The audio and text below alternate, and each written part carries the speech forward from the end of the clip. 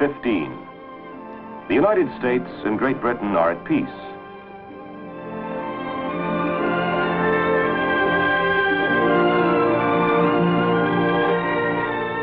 The seas, so recently the scene of frigate duels, blockading and privateering, are now great highways between rich markets. Fed and nourished by an ever-expanding seaborne trade, a new America grows out of the western wilderness. The Navy will play an important role during this golden era, 45 years of expansion following the War of 1812. It will protect Americans away from home and promote peaceful trade abroad.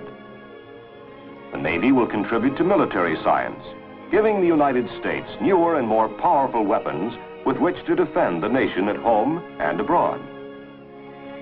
Its operations during the wars in Florida, Mexico, and California will help extend the American frontier along the Gulf and west to the Pacific Ocean. Naval diplomacy will further American interests abroad and open Japan to the world without resort to arms. In peace, as in war, America needed her Navy. Pirates, slave trade, revolution. These were but a few of the problems facing the United States Navy after the War of 1812. To deal with threats to the American flag, the Navy organized 6 naval squadrons. One for the Mediterranean Sea, another to cover the West Indies, a third to patrol the West African coast, a squadron for the South Atlantic, one for the Eastern Pacific, and a squadron to protect American interests in the Far East, or as it was then called, East India. First, a squadron for the Mediterranean. Algiers, strongest of the Barbary powers, had used the War of 1812 as an excuse to pillage American shipping. But on March 2nd, 1815, just a matter of days after the peace treaty with Britain was ratified, Congress declared war against Algiers. On June 17th, an American squadron under Commodore Stephen Decatur engaged the flagship of the Algerian Navy and battered it into submission. Peace negotiations opened 12 days later, ending the war. In the Caribbean, American shipping faced another serious threat: pirates. Between 1815 and 1823, mariners reported nearly 3,000 cases of piracy in the West Indies. To meet this threat, the Navy established the West India Squadron in 1822. The duty was tough and dangerous, but by 1829, the Navy's West India Squadron had made the Caribbean safe for American shipping. Another trouble spot was off the coast of Africa. Here in 1820, the Navy established a patrol to curb slavery. Although condemned, the slave trade was a profitable business. The Navy remained on the alert off the West African coast, taking slavers and freeing their African prisoners.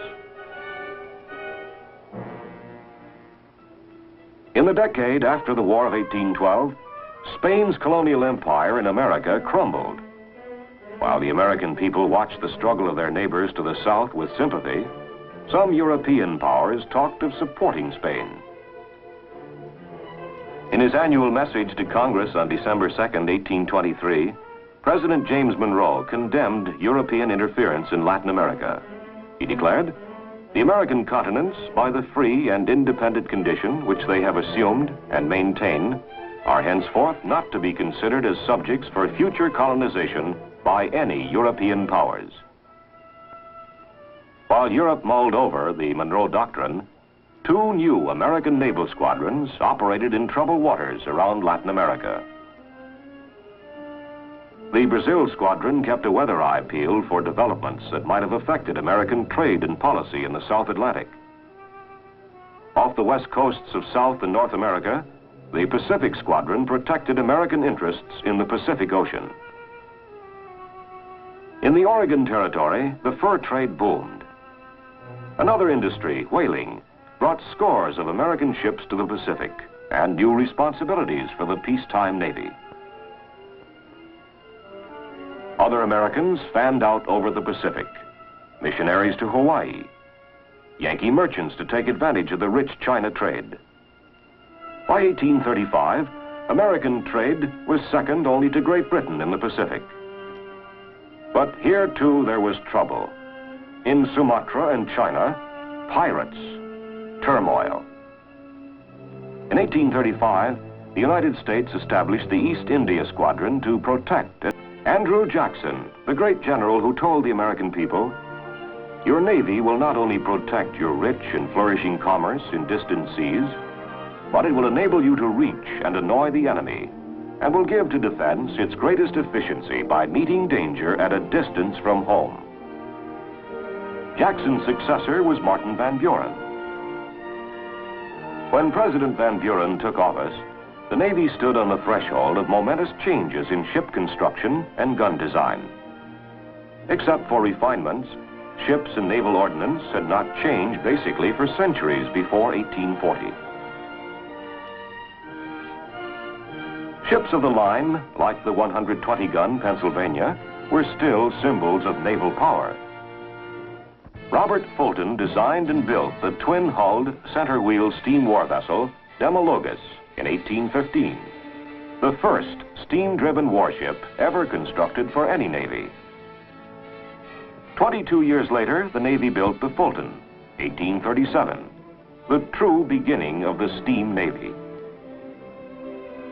The Fulton's first skipper, Captain Matthew C. Perry, pioneered steam engineering and was instrumental in founding the Engineer Corps.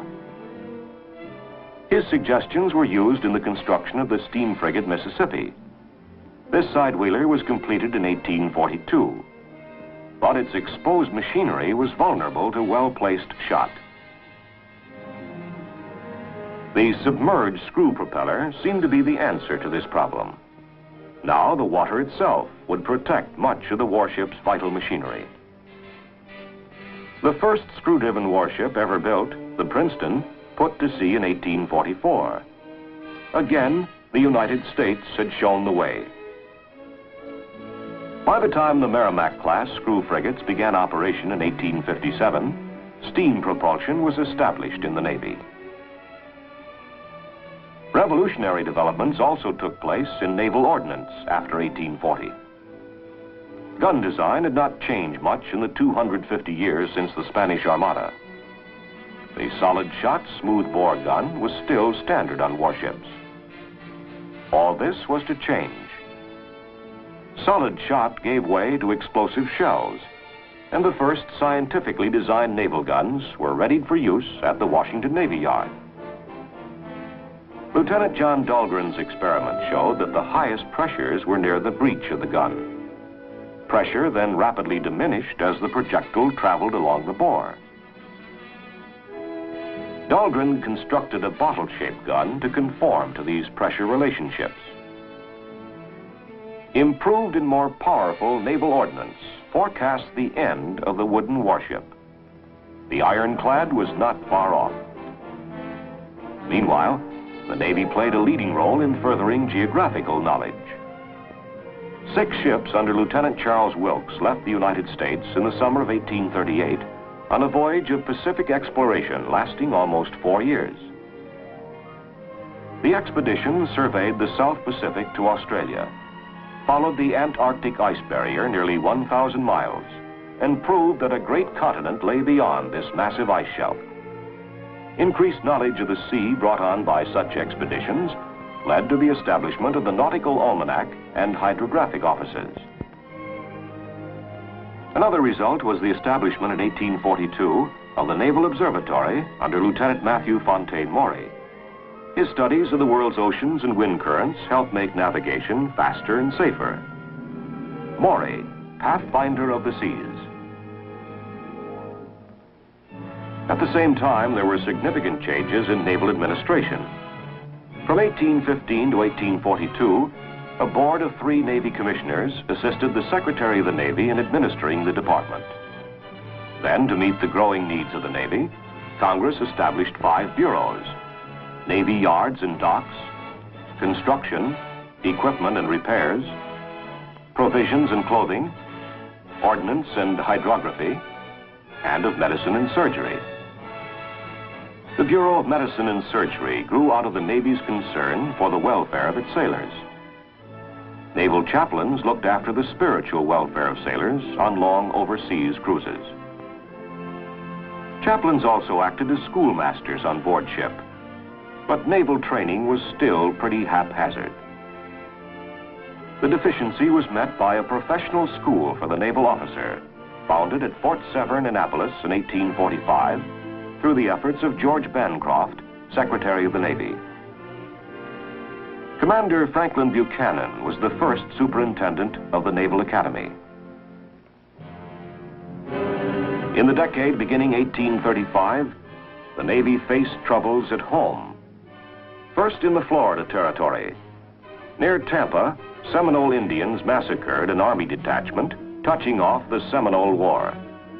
The war spread into southern Alabama and Georgia in 1836 with the revolt of the Creek Indians. To operate with the Army, almost the entire Marine Corps, under Colonel Commandant Henderson, proceeded to military outposts in Georgia and Alabama. The Marines fought successful campaigns against both Creek and Seminoles.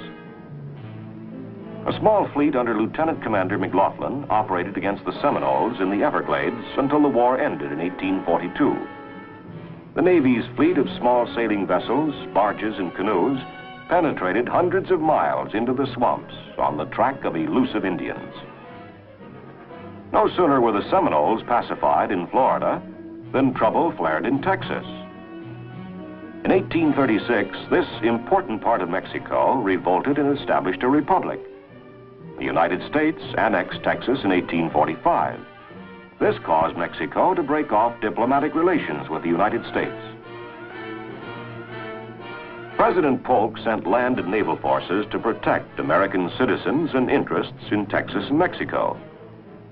War broke out in May 1846. General Taylor's army met the Mexicans in battle near the Rio Grande. While the Navy blockaded the Mexican coast and guarded the line of communication, Taylor's men marched toward Monterrey. It was a tough campaign for these American infantrymen who had to fight dust and disease, as well as the enemy. In 1847, plans changed. An advance on Mexico City from Veracruz, instead of by way of Monterrey. This called for a large-scale amphibious assault. Supported by naval gunboats and steamers under Commodore Connor, more than 10,000 troops were landed below the Mexican stronghold in March 1847. Veracruz was shelled, first by Captain Josiah Tatnall's gunboats. Ashore, the Army needed more firepower. The Navy sent up 6 heavy naval guns to pound the city. Naval gunners stood up against withering enemy fire.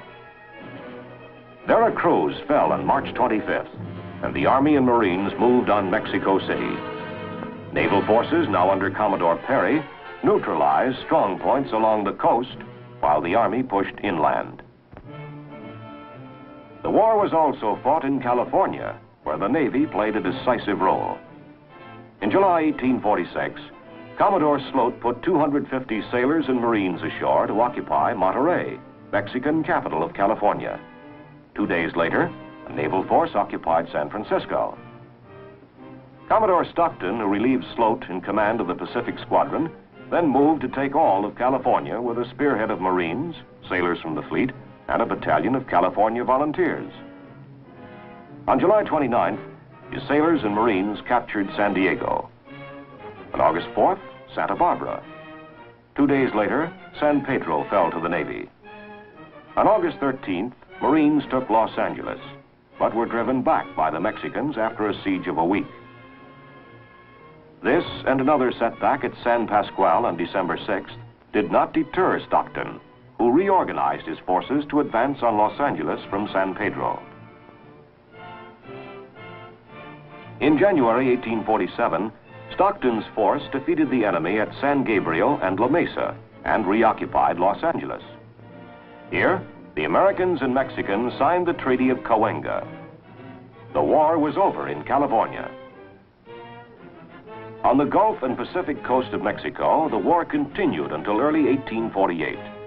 In the Pacific, naval forces captured Guaymas. Mazatlan and San Blas and tightened the naval blockade of Mexico.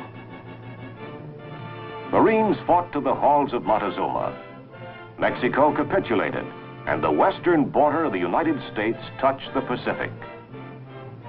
In Northern California, gold was discovered, and the race was on, most of the 49ers making the trip by sea. Across the waters that washed California shores was the Orient, Japan, a hermit Japan. The Navy helped open Japan to the world. First, Commodore Biddle in 1846. He got as far as Tokyo Bay. Commodore James Glynn in the sloop of war Preble arrived at Nagasaki 3 years later and obtained the release of a group of American castaways held there. In July 1853, Japanese fishermen on the shores of Tokyo Bay sighted Commodore Matthew C. Perry's black ships.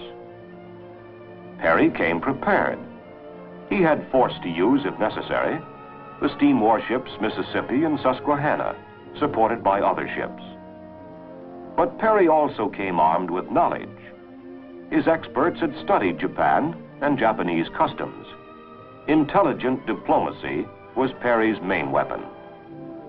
He made it clear from the beginning he would deal only with the highest appointed Japanese officials. On July 14, 1853, Perry's honor guard of some 400 sailors and Marines marched to a pavilion on the beach at Kurihama. With great pomp and display, Perry presented a letter from President Fillmore requesting friendly relations with Japan. The Japanese were impressed. Perry then left, promising to return for an answer the following year. By the time Perry's squadron returned in February 1854, the Japanese had decided to negotiate with the American commander. While American and Japanese officials framed a treaty, Perry's men entertained the curious Japanese officials with a naval sideshow. Marines showed off their marksmanship. Sailors demonstrated the telegraph, and engineers set up a model railroad to give kimono-clad dignitaries their first train ride. America and Japan concluded a treaty. It opened 2 ports to American trade. It guaranteed protection to shipwrecked American seamen. Naval diplomacy had once again paid off. Japan was open to the world. At the midpoint of the 19th century, the Navy fanned out over the globe on many exploring and surveying expeditions. To the River Jordan and the Dead Sea in the Holy Land, where camels pulled small boats across the desert plains. To the Arctic, and into the jungles of Panama and West Africa. Naval ships surveyed the Atlantic for the first transoceanic cable, and on extensive voyages again explored the Pacific, this time from Australia to the Arctic Ocean. As the clouds of civil war gathered in 1860, Americans could look back with pride on what their Navy had accomplished during this golden era. First of all, the Navy protected American citizens and promoted trade throughout the world. New markets were opened for American commerce, and assurance given that the American flag would be respected wherever it was flown. Naval protection and promotion of trade helped boost the American merchant marine to a total of 2.5 million tons by the year 1860. Secondly, the Navy made important contributions in exploration, oceanography, steam engineering, and ordnance. A third accomplishment was the Navy's support of American military operations in Florida, Mexico, and California. These operations, particularly the Mexican War, added vast areas to the United States. In 1860, the nation reached from the Atlantic to the Pacific. Finally, naval officers in their role as diplomats and representatives of the American people abroad achieved results that strengthened the United States' position among the nations. The Navy had demonstrated the vital role it must always play in peace as well as in war.